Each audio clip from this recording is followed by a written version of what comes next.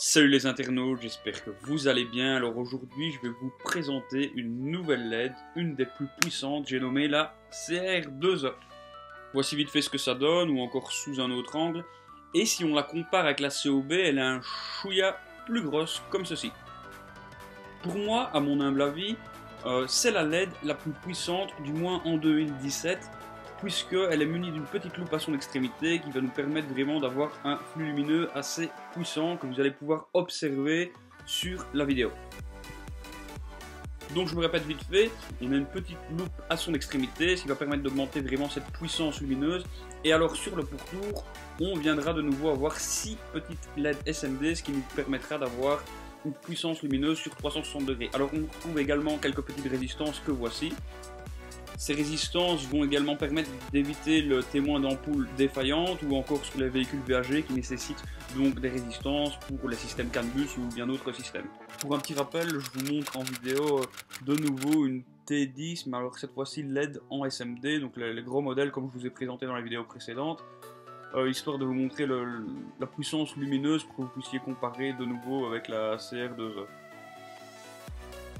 Voilà, donc là on tourne sur un faisceau lumineux, je vais dire plus ou moins normal, ni trop puissant, ni peu puissant, ça reste du LED mais c'est du SMD, hein. Si vous voulez plus de comparaison, vous pouvez aller voir la vidéo qui se trouve ici.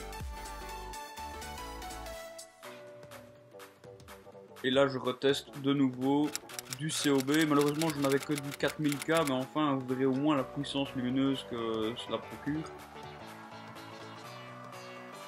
Là on voit déjà très clairement que la COB est bien plus puissante que la SMD que vous avez pu voir avant, mais attendez tout de suite de voir la CR2A, vous verrez qu'elle est bien plus puissante que la COB. Voilà, donc là dans le noir on voit bien que c'est plus puissant que la SMD, et donc observez bien ce faisceau lumineux qui donne uniquement sur le côté, vous allez voir avec la CR2A, donc n'hésitez pas à revenir en arrière pour avoir plus de comparaison, que le flux n'est pas du tout le même puisque la loupe joue un rôle de puissance. Je vais donc sans plus attendre vous tester la CR2A, donc celle pour laquelle vous regardez la vidéo finalement, et que vous puissiez observer cela.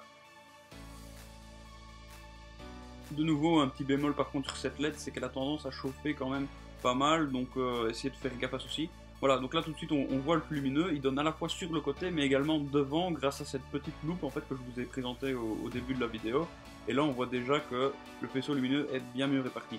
Alors si je teste tout de suite dans le noir pour voir ce que ça donne. Voilà, donc là on le voit vraiment bien ce flux lumineux qui est à la fois devant et sur les côtés, c'est ce qui fait vraiment toute sa puissance. Et je vais dire, il n'y a pas forcément que dans les véhicules, il y a également dans les LED traditionnels, le 27, le 14, c'est ce qui fait sa puissance, c'est la loupe, puisqu'elle permet en fait d'user qu'une seule LED et donc de consommer très peu. Si vous avez des commentaires, des suggestions ou encore autre chose, n'hésitez pas, mettez en commentaire et puis lâchez un petit pouce bleu, abonnez-vous, partagez, tout ça, on aime bien. Sur ce, ciao ciao!